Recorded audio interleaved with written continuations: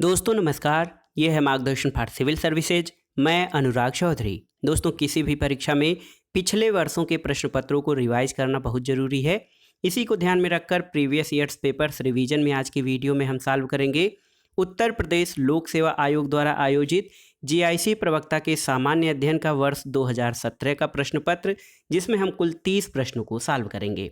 हालांकि नए पैटर्न के अनुसार अब जीआईसी प्रारंभिक परीक्षा में जीएस के यानी सामान्य अध्ययन के 40 और वैकल्पिक विषय के 80 प्रश्न पूछे जाएंगे। इसलिए अब आप नए पैटर्न यानी जीएस के 40 प्रश्न और विषय के 80 प्रश्नों के आधार पर अपनी तैयारी करिएगा।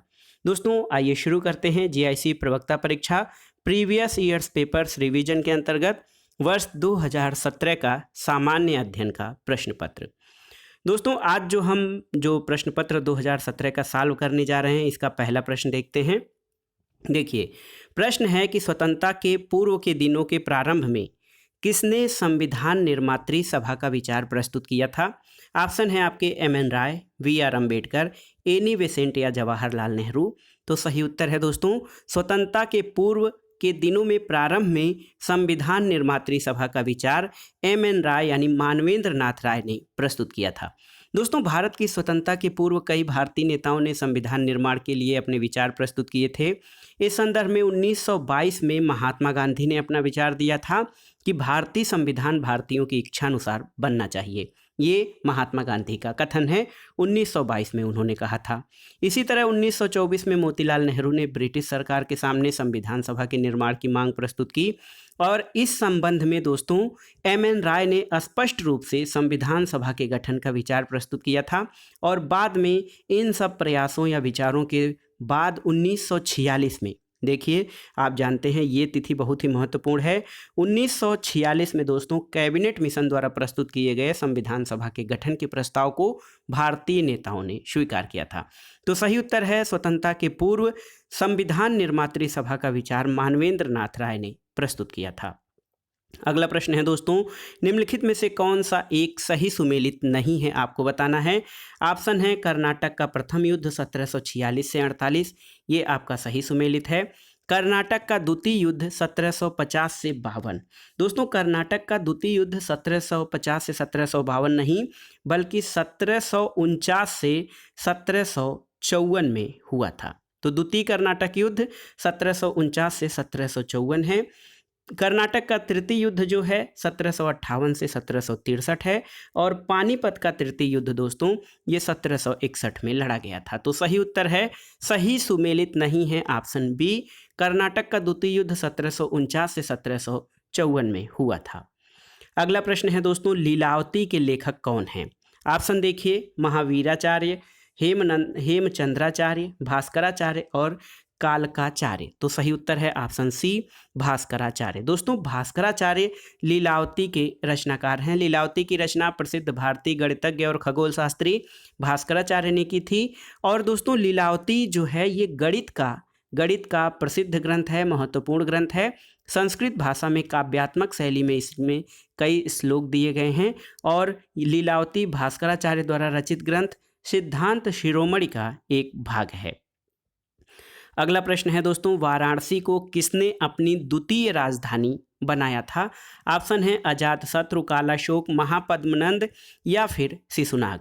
तो सही उत्तर दोस्तों, इसमें कोई भी उत्तर या कोई भी जो शासक है वो क्लियर नहीं है कि किसने वाराणसी को अपनी द्वितीय राजधानी या सेकेंड कैपिटल बनाया था, क्योंकि दोस्तों उत्तर प्रदेश लोक सेवा आयोग द्वारा इस प्रश्न का उत्तर शिशुनाग तो माना गया है, लेकिन बाद में शिशुनाग ने अपनी राजधानी दोस्तों गिरिवज्र को बनाया था। बाद में शिशुनाग ने जब गिरिवज्र को अपनी राजधानी बनाया तो उसने अपने पुत्र को वाराणसी का उपराजा या उपशासक नियुक्त किया था। लेकिन ये स्पष्ट नहीं है कि कौन सा शासक अपनी दूसरी राजधानी वाराणसी को बनाया था, लेकिन लोक सेवा आयोग ने इसका उत्तर शिशुनाग माना था। अगला प्रश्न है दोस्तों, यहाँ पर देखिए, एका आंदोलन प्रारंभ किया गया था। ऑप्शन है आपके महाराष्ट्र के किसानों द्वारा, बंगाल के किसानों द्वारा, पंजाब के किसानों द्वारा या उत्तर प्रदेश के हरदोई, बाराबंकी और अन्य स्थानों के किसानों द्वारा। तो सही उत्तर है दोस्तों एका आंदोलन, जिसका कि समयकाल 1921 से 1922 माना जाता है। ये प्रारंभ में उत्तर प्रदेश के हरदोई, बहराइच, सीतापुर आदि जिलों में किसानों के द्वारा प्रारंभ किया गया था। और इस आंदोलन का मुख्य मुद्दा क्या था कि लगान से 50% अधिक जो है लगान वसूला जा रहा था। इस आंदोलन का नेतृत्व किसने किया था? मदारी पासी। दोस्तों, एका आंदोलन का नेतृत्व मदारी पासी नामक एक पिछड़ी जाति के किसान ने किया था।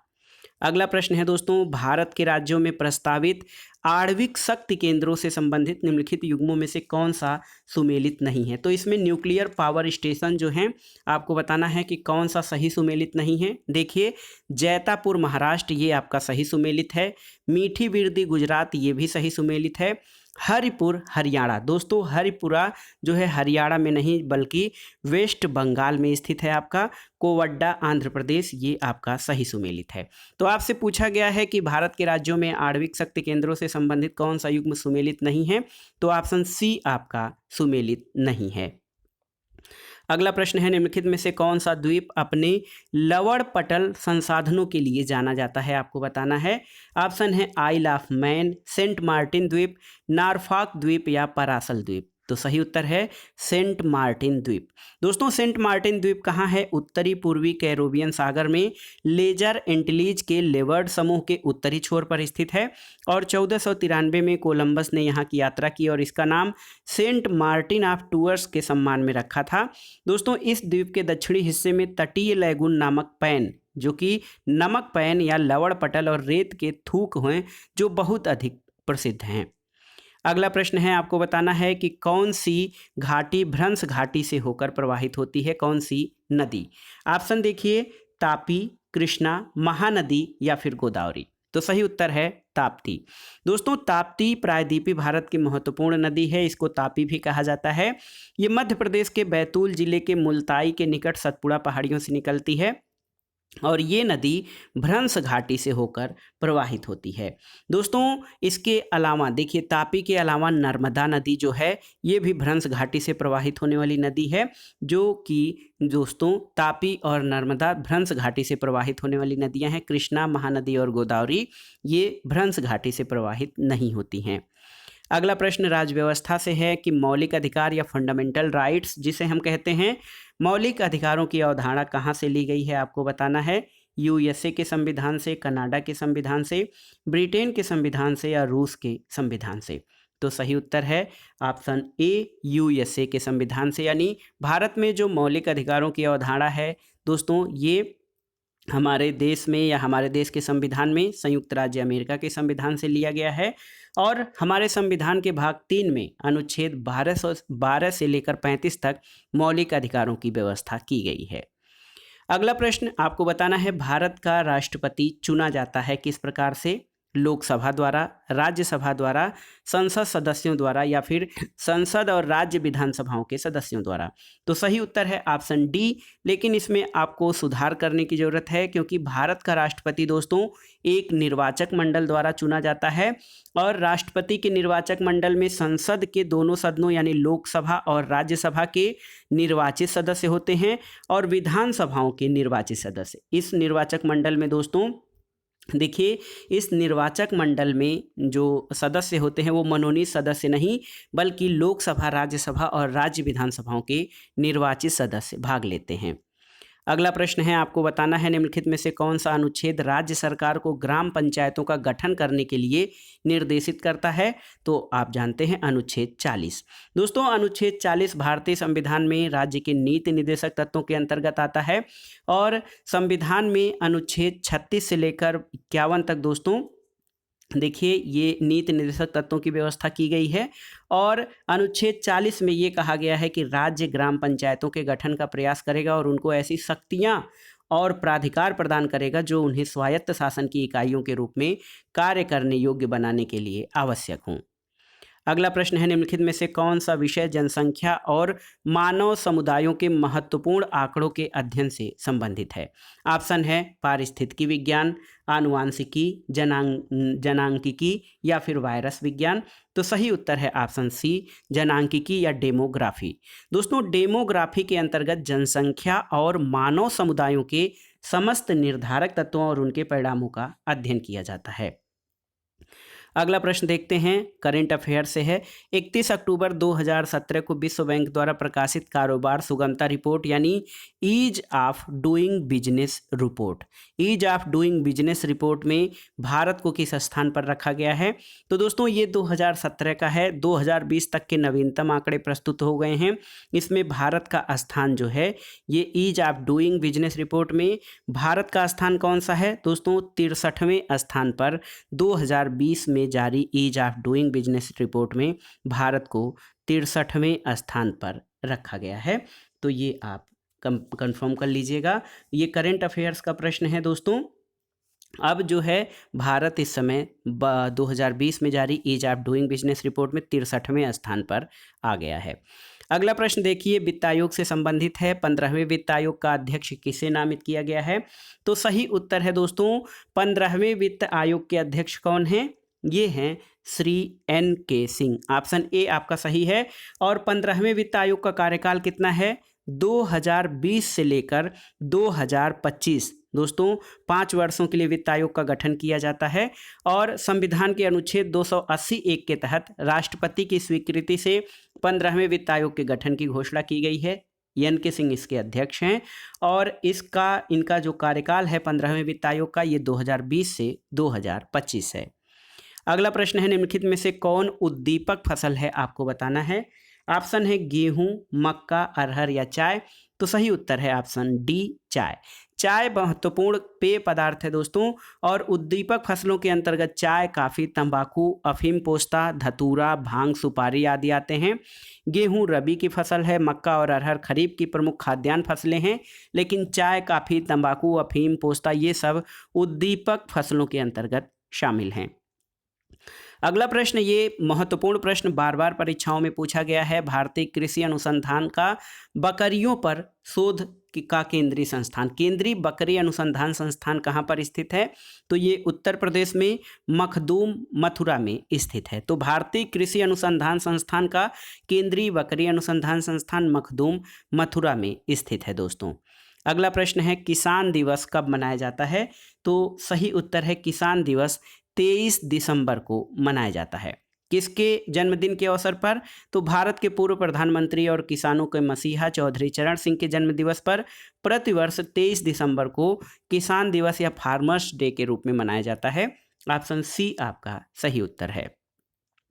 अगला प्रश्न देखते हैं दोस्तों, भारतवर्ष में प्रथम कृषि विज्ञान केंद्र की स्थापना कब की गई थी? आपको बताना है। ऑप्शन है 1970, 1972, 1974 या फिर 1976। तो देखिए 1974, याद कर लीजिए। 1974 में भारत में प्रथम KVK यानी कृषि विज्ञान केंद्र की स्थापना पुडुचेरी यानी पांडिचेरी में की गई थी। अगला प्रश्न है दोस्तों, निम्नलिखित में से कौन सी महिला भारतीय हॉकी टीम की कप्तान थी जब टीम ने नवंबर 17 में एशिया कप जीता था? तो उस समय भारतीय महिला हॉकी टीम की कप्तान रानी रामपाल थी। अगला प्रश्न है दोस्तों, ये देखिए करंट अफेयर से है और इसकी भूमिका अब नहीं रह गई है, लेकिन कुछ तथ्य इसमें से महत्वपूर्ण हैं दोस्तों। 7 नवंबर 2017 को सफल परीक्षण के लिए किए गए निर्भय प्रक्षेपास्त्र के बारे में कौन सा कथन आपका सही है? आपको बताना है। इसमें से जो कथन है, देखिए निर्भय प्रक्षेपास्त्र के बारे में, ये 1000 किलोमीटर की मारक सीमा का नाभिकीय मुखास्त्र पहुंचा सकता है, जमीनी आक्रमण वाला क्रूज प्रक्षेपास्त्र है और पाकिस्तान के बाबर प्रक्षेपास्त्र का प्रभावी प्रत्युत्तर है। तो सही उत्तर है दोस्तों निर्भय जो मिसाइल है, हमारी निर्भय मिसाइल, ये निर्भय का 5वां संस्करण था। जब सब सोनिक क्रूज मिसाइल निर्भय का 5वां परीक्षण किया गया था 2017 में। और ये तीनों विकल्प आपके सही हैं। 1000 किलोमीटर तक परमाणु मुखास्त्र को पहुंचाने में क्षमता रखता है, जमीनी आक्रमण वाला क्रूज प्रक्षेपास्त्र है और पाकिस्तान के बाबर प्रक्षेपास्त्र का प्रभावी प्रत्युत्तर है। अगला प्रश्न है दोस्तों, यहाँ पर देखिए हाल में समाचारों में चर्चित ओखी क्या है? तो आप जानते हैं ओखी दोस्तों एक तूफान था, चक्रवाती तूफान, जो नवंबर 17 में भारत के तट से टकराया था और अरब सागर में उठने वाला ये चक्रवाती तूफान था, जिससे केरल, तमिलनाडु और लक्षद्वीप में बहुत अधिक तबाही आई थी। अगला प्रश्न है, उत्तर प्रदेश के कुल शहरी स्थानीय निकायों की संख्या जिनके लिए उत्तर प्रदेश में नवंबर 2017 में चुनाव संपन्न हुए थे, तो ये संख्या थी दोस्तों 652, 2017 में 652 नगरीय या स्थानीय निकायों के लिए चुनाव संपन्न हुए थे। अगला प्रश्न है, भारत के प्रथम अंतरिक्ष उपग्रह आर्यभट्ट। आप जानते हैं भारत का पहला अंतरिक्ष उपग्रह आर्यभट्ट था, जिसको 1975 में 19 अप्रैल 1975 में लॉन्च किया गया था। इसको डिजाइन करने वाले वैज्ञानिक जिनका हाल में निधन हुआ, उनका क्या नाम था? तो सही उत्तर है दोस्तों प्रोफेसर UR राव। इनका पूरा नाम उडुपी रामचंद्र राव था। ये भारत के एक महान वैज्ञानिक और भारतीय उपग्रह कार्यक्रम के वास्तुकार थे। और दोस्तों इन्होंने आर्यभट्ट या भारत का पहला अंतरिक्ष उपग्रह आर्यभट्ट को डिजाइन किया था, जिसको 19 अप्रैल 1975 को लॉन्च किया गया था। UR राव दोस्तों इसरो के पूर्व अध्यक्ष थे। उनको पद्म भूषण और पद्म विभूषण से भी सम्मानित किया जा चुका है। अगला प्रश्न देखते हैं, भारत सरकार द्वारा प्रारंभ किया गया मिशन इंद्रधनुष कार्यक्रम किससे संबंधित है? ऑप्शन देखिए, बच्चों की शिक्षा से, बच्चों के टीकाकरण से, सामाजिक उत्थान से, या इनमें से कोई नहीं। तो सही उत्तर है ऑप्शन बी, बच्चों के टीकाकरण से संबंधित है। और इसके तहत 2020 तक उन सभी बच्चों का टीकाकरण करना था जिनको टीके नहीं लगे हैं। और इसमें डिप्थीरिया, काली खांसी, हेपेटाइटिस बी, खसरा, पोलियो, टीबी और टिटनेस के टीके लगाए जाने थे। 7 टीकों का ये समूह, इसलिए इसका नाम मिशन इंद्रधनुष रखा गया था। अगला प्रश्न है दोस्तों, समान फोकस दूरी वाले कांच के 2 लेंस जिनमें एक उत्तल तथा दूसरा अवतल लेंस है, एक दूसरे से सटाकर रखे गए हैं, इस युग्म का व्यवहार कैसा होगा? तो सही उत्तर है, समान दूरी के या कांच के 2 लेंस जिनमें एक उत्तल और एक अवतल है, तो दोनों की जो क्षमता होगी वो समाप्त हो जाएगी और ये कांच की समतल चादर की भांति व्यवहार करेगा। तो ये बहुत ही महत्वपूर्ण है। समान फोकस दूरी के अभिसारी और अपसारी यानी उत्तल और अवतल लेंस जब एक साथ सटाकर रखे जाएंगे तो वे कांच के समतल प्लेट की तरह व्यवहार करेंगे, क्योंकि अभिसारी लेंस की फोकस दूरी धनात्मक और अपसारी लेंस की फोकस दूरी ऋणात्मक होती है, जिससे दोनों लेंसों के युग्म का प्रतिफल शून्य हो जाएगा और ये सामान्य कांच के समतल प्लेट की भांति व्यवहार करेगा। अगला प्रश्न है, निम्नलिखित में से कौन सा एक युग्म सही सुमेलित नहीं है? आपको बताना है। सैक्रीन कार्बोहाइड्रेट, देखिए saccharin carbohydrate, adrenaline hormone, thiamine vitamin और कीरेटिन प्रोटीन। तो यहाँ पर देखिए दोस्तों, सैक्रीन जो है ये कार्बोहाइड्रेट कृत्रिम मिठास के लिए जो प्रयुक्त होता है उसके लिए है। तो ये प्योर कार्बोहाइड्रेट नहीं बल्कि कृत्रिम मिठास के लिए सैक्रीन का प्रयोग किया जाता है।